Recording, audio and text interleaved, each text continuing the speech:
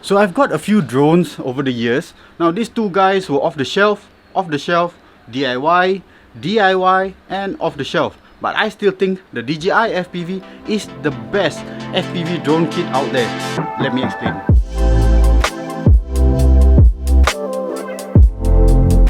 Okay, I'm pretty sure that whole intro is going to invite so much hate in the comments. Let me clarify. I'm referring to the digital side of the house. Analog is going to win just on the price point itself. But I'm moving forward with digital, right? The DJI FPV is actually my first digital drone when I converted from analog. And disclaimer here, I actually bought this drone for myself. And so I have flown it hard, I have crashed it, I have repaired it. The opinions I'm going to give you are true to what an FPV drone pilot who has built his own drones, but yet I still decided to get the DJI FPV kit. So anyways, let's get started. What's up fam, Rahim here, and today I really want to talk about the DJI FPV because there are still many out there that want to get into FPV but they are not sure whether this is the route that they want to go, and they want to hear more of not just a first impressions review. And so here I'm going to give you a 1 year's review. It's never too late, and I realized that I've never actually spoke about this drone or reviewed it over the year. So let this be it, my long-term review of the DJI FPV, the good, the bad, the ugly about this drone. And I'll also be comparing it to my DIY drones, then so that you can have a better opinion on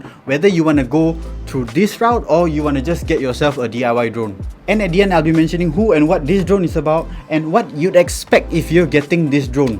So I want to start this off talking about the kit in itself. It's a complete kit. It comes with the drone, goggles, controller, set of batteries, charger and some spare parts here and there. It comes at a reasonable price. Now I know some of you will not agree with me, but let me break it down to you. $1,600 kit. You'll be getting in the box the DJI FPV Goggles V2, which if you were to buy this on its own is already going to cost you 900 Sing dollars. With that $700 difference, you decide that instead you just want to get the Goggles V2 and go for the DIY route. All I got is this drone, Gap RC Mark 4 HD5. The Mark 5 is already costing around 600 plus. I don't even have a controller and batteries to fly it with. So yeah, that's what I mean by the DJI FPV kit is at a reasonable price. I'm not gonna bore you with every single detail of the things that I'm gonna be mentioning, but I'll be putting links in the description. Click on those and then you can get more info there. But I am gonna mention about the individual components of the DJI FPV kit, and I'll be starting off with the remote controller itself. DJI already has a remote controller V1. Now they came out with the V2,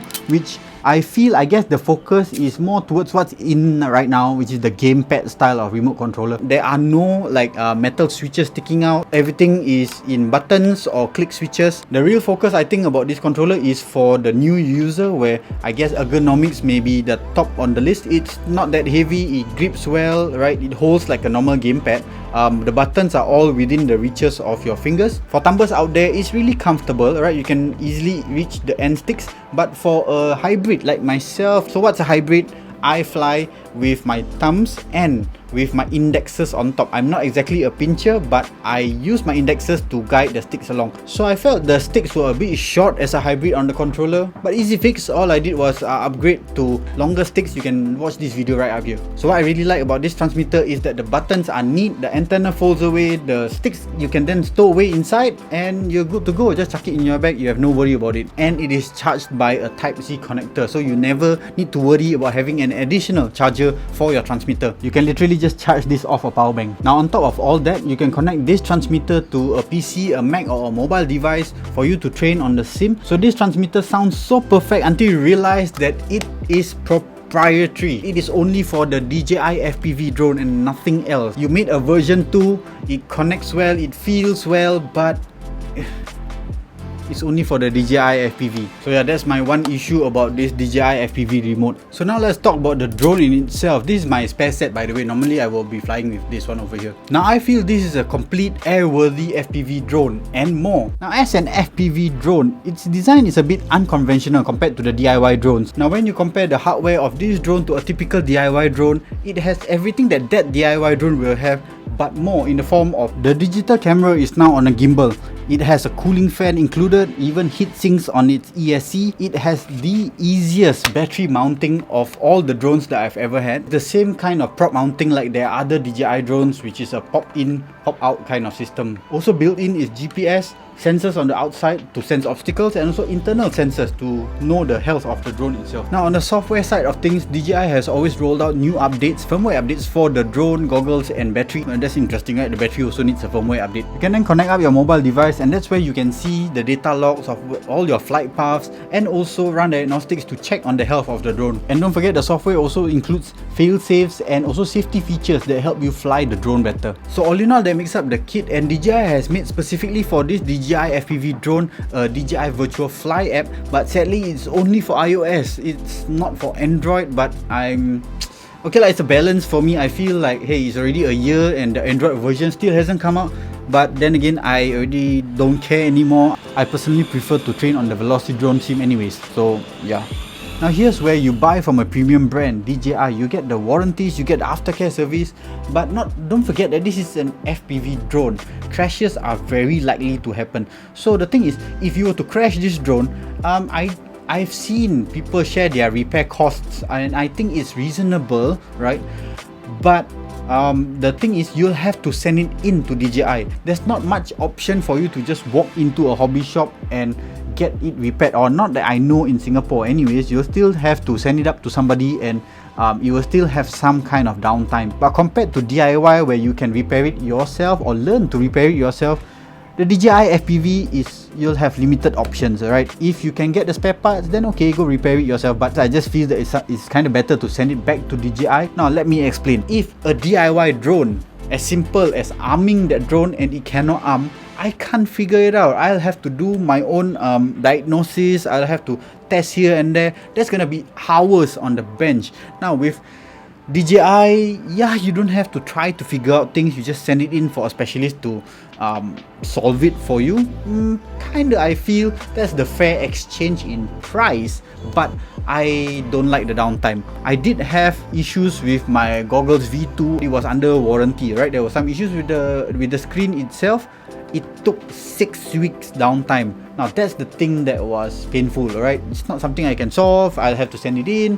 It didn't cost me anything, but it cost me time, right? And for myself, the channel where I started off with a lot of DJI FPV stuff, not having my goggles and not being able to proceed forward and make more content, now that kind of hurt. This is something you'd want to expect. Yeah, pros and cons about going to a premium branded drone company. Well, not forgetting that also you can get separately on the kit the DJI motion controller. I've not really toyed with this thing enough. It's kind of fun, right? It's kind of simplified. Really, you just have to point whichever direction you want to go and the drone will go, but it's really limiting, right? As simple as I can't even reverse. Okay, but I'll probably just make another episode out of this, so we'll leave it to that. Okay, now I might sound like I'm going back and forth because now I'm going to be mentioning about the Goggles V2 again, but that was talking about the kit earlier. So now let me go a bit more into the Goggles V2. Is that you made a V2, but the design wise is exactly the same. Actually, I can't really tell if I'm looking at somebody, are you holding on to a V1 or a V2? No idea. But it does have better resolution because to cater to actually the DJI FPV. The pro that I think about this pair of goggles is that I can actually just connect up an external dongle, and then my Type-C connector can then go to my phone where I connect up to the app, and an external person can watch along with me as I'm flying the drone, which you should always have a spotter. Now at least the spotter also can see your drone and know how you are flying. Maybe he's your mentor, he can guide you along on how to fly. So that's the pro part about having the DJI FPV Goggles V2. Now the awesome part about the Goggles V2 is that it has two interfaces. You can either be on the DJI FPV and fly that, or you can actually link up to a DIY drone that comes with an air unit or a Vista unit. So that's the pro, that yes, you can use both a DJI FPV and DIY FPV in a single outing. There is a con to that I've experienced right on the field, is that when I'm switching back and forth, I seem to never be able to hold a bind. With every switching, I'll need to rebind my drones to the goggles. I think one of my drones doesn't have this binding issue, but I am very sure that when I'm from DIY side of the interface and switch over to DJI FPV, it will give me binding issues, right? I'll need to rebind. So that's actually just a touch and go about the Goggles V2. Now I want to run through the menus with you, but I'll leave that for another episode. So now I'm going to go over the components of the drone in itself, and I'm going to start with the gimbal. Now I think this is the most awesome part about an FPV drone, having a gimbal there, because I can now adjust my angle on the fly. Okay, if you've had or ever seen an FPV drone, right, the drone has a fixed camera angle, which means that I'll always have to land the drone and then adjust the camera. But with the DJI FPV, I can adjust it on the fly. But that's for manual mode. So if you're on normal and sport mode, it will be a stabilized one-axis gimbal. You can activate electronic image stabilization, where it will digitally stabilize the image and you will really fly smooth. Now here's another interesting thing about this gimbal. Just now I mentioned that it has one axis stabilization, right?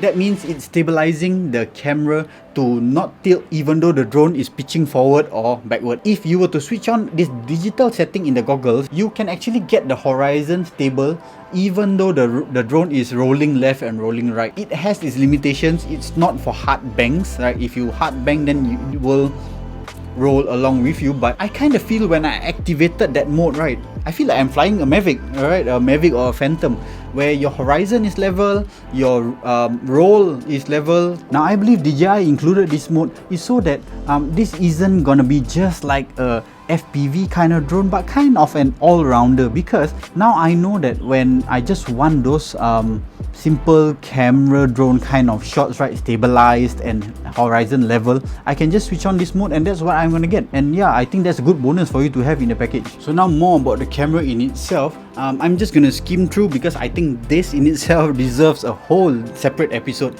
But it is the same kind of camera in the DJI Air units which are used in the FPV drones. It has low latency, high quality recordings. It also offers a Sunnylife profile. Now that setting will make the colors flat, but it's for those that want to do more coloring for cinematic kind of look. This camera is also capable of setting some manual settings like your ISO, shutter speed and also color balance. And when you have those settings dialed in, you can also then attach on ND filters. Alright, now let's move on to the battery pack of the drone. Now this is a costly but very low stress battery. A typical 6-cell battery pack for a DIY drone would cost you around 40 Sing dollars, but this costs 200 Sing dollars. Is it exactly 5 times better? A DIY drone maybe flies about 5 minutes, this about 15. That's only about 3 times. But what makes this low stress? I don't need to worry about how I need to work out the amperage. I need to plug it in. I need to always monitor it. But of course, when you're charging anything, you will need to monitor it. But this is kind of, I would say, much safer. Plug it in and you're done. And if you have the multi-port, which is like in your Fly More combo, the port actually decides for you which battery you will charge first, which typically you will charge the one with the most power so that you can get flying as soon as you can. And at the same time, if in the situation that it is inclement weather, oh man, I can't fly, I go fly my DIY drones with at least 10 battery packs. Now if it rains, that means I need to discharge 10 packs. Okay, that's a lot of hours just watching the drone discharge the juice. This actually is a smart battery, so you didn't get to fly, leave it aside, take it out of your bag, of course, right? It will discharge on its own. A DIY drone, if you never discharge, you will see it start to puff up in the next few days, and after a few more puffs up, you better go and destroy or discard that battery. You can't use anymore. This in itself for $200, okay lah. I feel that I have really less worry with this smart battery. Okay, so I've talked about the various components of the kit. Let's talk about the flight in itself. Now there are 3 modes that you have access to, which there is no rush for you to get into manual mode. There are also sport and normal mode, which normal is for you to start off with, alright? You will fly just like a stabilized camera drone, like your Mavics, like your Phantom. Sport mode will unleash it a bit. You have higher speeds, cruise control, but at the same time, it will switch off some of its sensors. Normal and sport mode will create habits, alright? Your controls are very easy, I would call it, because in any case, anything goes wrong, let go and the drone will actually just hover there in place. But manual mode, now that's where I need you. If you are getting this drone for the first time, do get yourself in the sim. Not only practice, experience it. You actually can go into any sim, Velocidrone, Liftoff.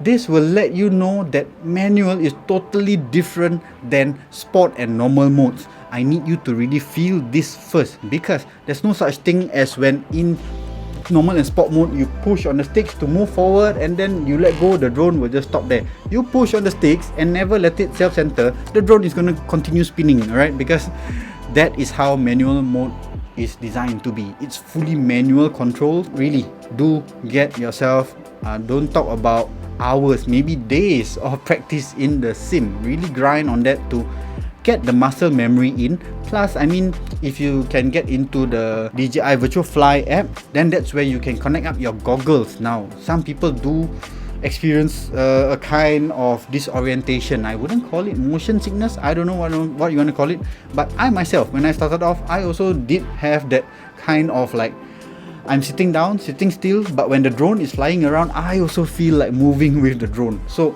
it's something that you need to get used to. Some people take a bit longer than others, alright? So don't worry about it. Don't worry that like for the first time that I'm practicing, you get disoriented very fast. Now, I would actually like to tell you that the sim, I think about the frame rate or all that digital stuff, right? It affects your eyes and makes you feel dizzier faster. Now, if you were to actually fly the drone in FPV in real life, still there, but not that bad. And always remember to like take breaks in between, be it on the sim or be it in actual flights. You should only take like 5 to 10 minute flights and then rest. Don't go the full battery up there in the sky. You will tire out, especially in manual mode. Us FPV pilots, you give us high acrobatic moves, I give you maximum 5 minutes and I'm tired. I need to take a rest. My eyes are tired anyways. So yeah, that's how I'd advise you as a first time user of the DJI FPV system. So here's the thing about the DJI FPV that I feel makes it better than all the DIY drones out there is its safety features. Alright, you have simple features like a panic button in case you get disoriented, and all you need to do is just press a button. If you're in manual mode or any modes, it will literally just stop the drone in its tracks and you can then take a breather, regain control and bring you home safely. Drone loses signal, it will come back to you. Drone loses video signal, it will come back to you. But of course, these are settings that you really need to set depending on the situation. Because like for myself, if let's say I'm flying under a structure, I will not want to set my drone to return home that, oh drone, return home, go and fly up first another 60 meters for example. It will definitely hit that structure, so it's really down to the user to go and set the correct settings for the given situation. Now this is where you may say, Rahim, you can always just build a GPS drone and it can also do that, return home. I do have a GPS drone here which I have built to return home, and I know it is totally not the same, alright? This GPS drone is running on a firmware called iNav, which lets me set waypoints. I can actually activate a return home function. It will literally do whatever I need it to do. It will rise, it will come back, it will turn, it will land and slow down even when it is about to land, and then switch off. But there is no way for me to make it just like a DJI FPV where especially you have sensors. Now you can't get such sensors and I wouldn't know also how to program such sensors. By the time I do figure it out and put everything together, it will cost way more than the DJI FPV system itself. Oh, anyways, an iNav driven drone does not fly anywhere as good as a DJI FPV. But that being said, the DJI FPV doesn't fly anywhere as close to a DIY drone running on Betaflight, or at least that's for me lah. Some of you may say that there are other firmwares out there. Yes, I know, but I prefer Betaflight. It has been my go-to all this while. If there was one thing to mention about what makes flying the DJI FPV better is the confidence to fly over water. With a DIY drone, I have my reservations, okay? Because I always will have the fear of either a visual signal loss or a remote controller signal loss. Yes, there are fail-safes for you to set, there are GPS kits for you to add on, but nothing beats a DJI FPV that even if you have total blackout, you don't have to worry. You just have to take off your goggles, keep an eye out to where the drone is, and you will see the drone come back towards you. But of course, that is unless you already crashed into the water on your own. Now that's pilot error. But I have yet to experience any issue with the DJI FPV where it has not been able to come back home on its own. I have lost a drone in the water. I flew at Tioman, I lost signal, it took a dive. All I could do was take off my goggles, stand up and give it a salute. You do not want to experience the loss of a drone. Safety features, man. That's the winning thing about the DJI FPV. Okay, I think this video is kinda getting long. I'd like to summarize about my thoughts about this drone. I know it has been a year since it came out. Rahim, why did you even bother to make this episode? But I am very passionate about this drone. I feel that I know that there are people still contacting me and telling me at today, right?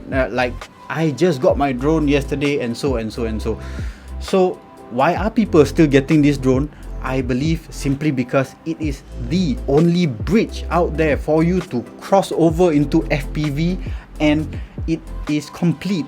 It has all the safety features, it flies well, although it is not crash worthy, but drone crashes happen every time, and it's mostly due to pilot error. I'm talking about FPV drones. FPV drones just always have a higher crash rate, especially once you start going into manual. You're gonna do all the acrobatic stuff, you're going for all the dynamic shots, you're gonna crash. Crashing your drone is already part and parcel of this FPV hobby, so you accept that and know that this drone, this kit already comes with as much as possible the safety features that you can ever have. There's so much negative opinions about this drone, but most of it is just about that it doesn't fly as well, it's a bit floaty, it is not crash worthy, right? It does not take hits very well, but that's just about it. Okay, let me just tell you, if you wanted to go into the route of DIY FPV, so you get yourself the Goggles V2, okay, you're good to go. Now that's $900. You get yourself the drone, you get yourself the full kit, batteries, remote controller and all that.